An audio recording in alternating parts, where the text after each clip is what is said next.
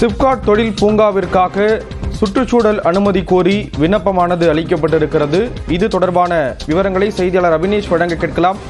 அபினேஷ், விவரங்களை பகிர்ந்துக்கலாம். மதுரை மாவட்டத்தில் முதல் சிப்காட் தொழில் பூங்கா என்பது தமிழ்நாடு அரசு ஏற்கனவே அறிவித்திருந்தது.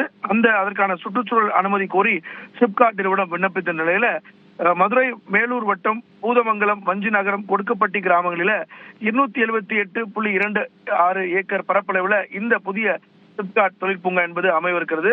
68 கோடியில் அமைவிருக்கக்கூடிய இந்த தொழில் பூங்காவில் 4000 பேருக்கு வேலை வாய்ப்பு கிடைக்கக்கூடிய வகையில் இந்த சிப்காட் என்பது வர இருக்கிறது. இதற்கான சுற்றுச்சூழல் அனுமதி கோரி சிப்காட் நிறுவனம் விண்ணப்பித்திருக்கிறாங்க.